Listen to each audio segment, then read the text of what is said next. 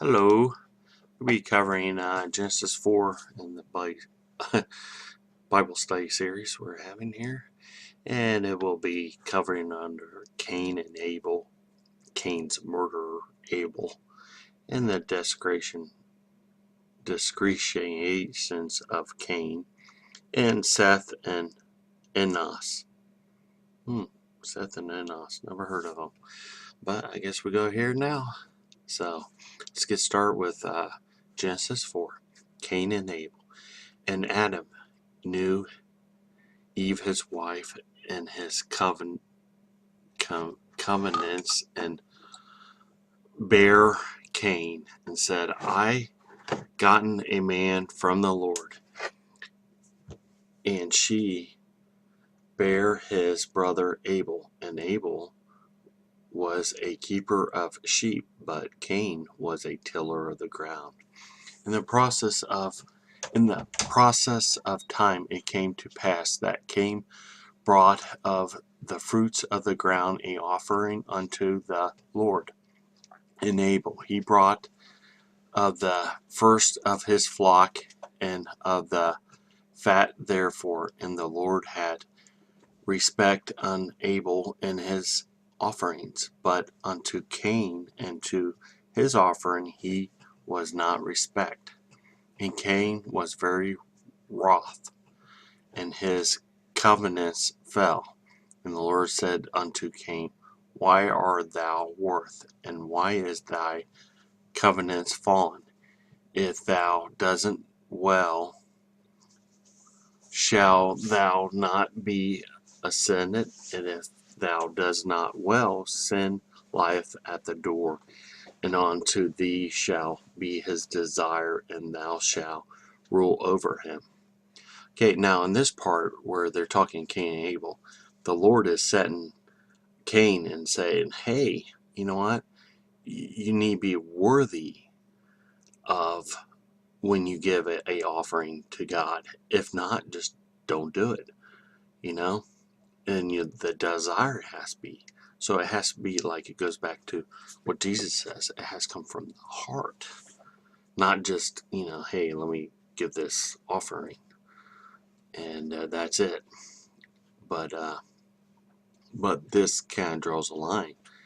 And it's saying, hey, it kind of sets the stage for the next to come. Let's say that.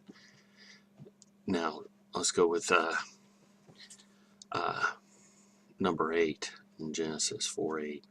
And Cain talked with Abel his brother, and it come to pass, when they were in the field, Cain rose up against Abel and his brother, and slew him.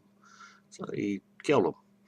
And the Lord said unto Cain, Where is Abel thy brother? If you notice, I want to point this out. Where is Abel thy brother? So he always knows, God always knows what's going on. Same thing like he asked in Genesis with his father, of Abel's father, said, hey, did you eat of the fruit? So he's catching the kid in the lie, or setting him up. See what he says. And he said, I do not know him. Boom, he just immediately lied. Bad kid. And I'm his brother keeper. So he follows up, am I his brother's keeper?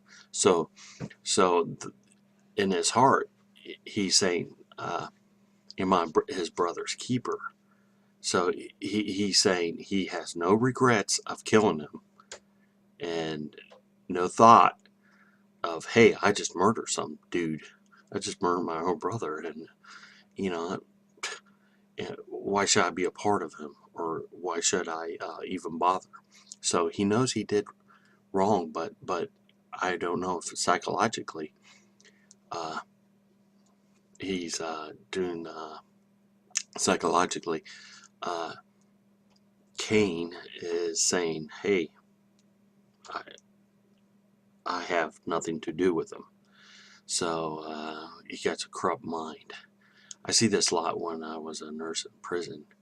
People would try to say a technical for try to get out of prison on a technicality. Maybe the police did this or the prosecutor, but they didn't understand the fact that they actually committed the crime.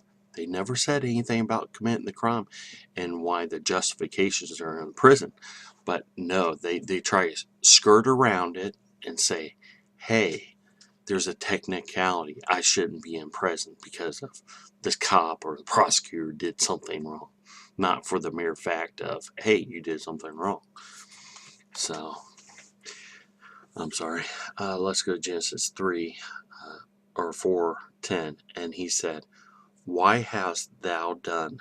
The voice of the brother cried unto me from the ground, and thou art the curse from the God, which have opened his mouth to receive brother's blood from thou hand. With thou tillest the ground, it shall. Okay, now let's stop here at 12. Now he's saying, whoa, there's a cry out that even the ground's crying out. So there's something going on with the ground crying out. So I don't know if that's just the way the spirit world works. I don't know, but it should be something, maybe a cross reference in the Bible later on about it. But I don't know how these things work. But you know what? The Bible is truth, and let's see what it says. But now let's go for the judgment. When thou till the ground, it shall henceforth yield upon thee her strength. A fig in the vagabond thou is to be in the earth. And Cain said upon the Lord, my punishment is greater than I can bear.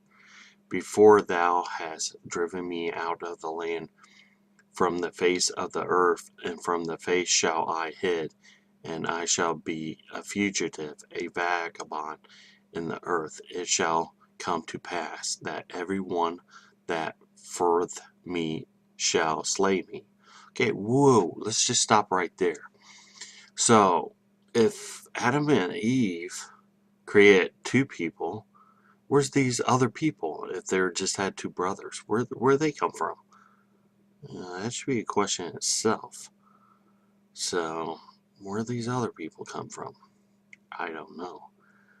So, some say the Illuminati says they got their own weird thing with this, but I'm not going down that route. But that is a question itself. Because in theory, these other people should be related to him, and he should say, hey, what's the deal? Why are you going to kill your own brother? Like he did. I don't know. And let's get Genesis 4:15. And the Lord said unto him, therefore, whoever slays Cain, vengeance shall take on him sevenfold.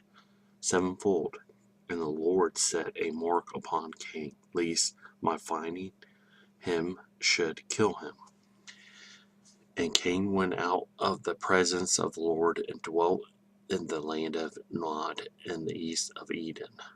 So he basically left out of the presence of the Lord. So was the Lord back then? You go up to him and say, hey, what's going on? Or why is it the presence? Shouldn't he be present everywhere? Or is it he left it under his grace? So I don't know. These are the questions that have questions within questions. And let's go on the descendants of Cain.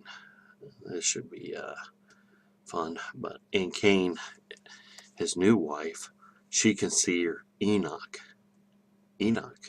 Wow, he's a very famous person, and he built a city and called the name of the city after the son of Enoch. And unto Enoch was born Rand, and Rand begot Meshah. And I'm gonna mess these up.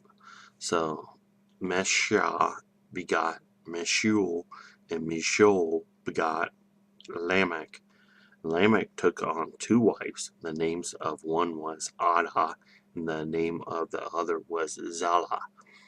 And Adam bare Jebel, and he the father such as dwelt in the tents of such as as cattle.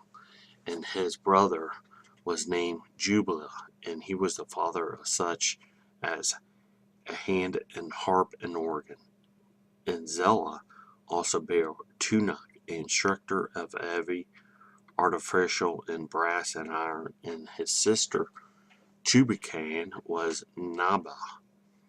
Now, it's kind of important for them to give the lineage so it can trace back for when Christ comes, so it traces back and Cain, all the lineage for these different people to have say, hey, it came directly from their lineage.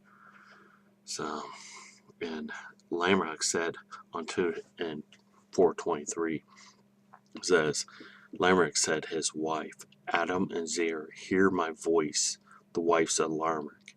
Enoch, unto my speech, I have slain a man to my wounding, and a young man to my heart.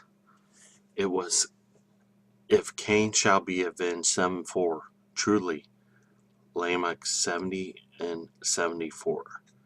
So, I really don't know about this, never heard of it before on this part. So, let's repeat that. It's Genesis 4:23. Lamech said unto his wife Adam and Eshach, hear my voice, your wives of Lamech, heartbroken upon my sleeps, for I slay a man to my wounding, and a young man to my hurt. If Cain shall be avenged 7-fold, truly Lamech 70 and 7-fold. So 77. I don't know what's going on there. And let's go ahead and let's end with 25 and 26. And Adam knew his wife again. She bare a son, and he called him Seth. For God said, she had appointed me another seed instead of Abel, whom Cain slew.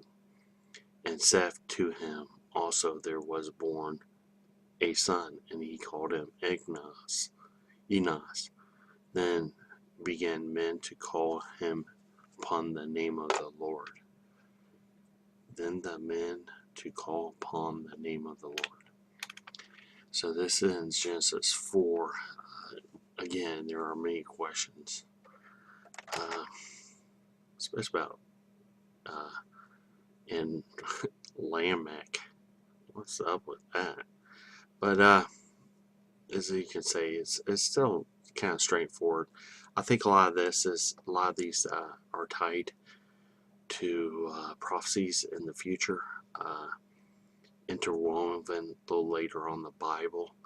So God hasn't put these words in the Bible for no reason. So there's a reason you put these in,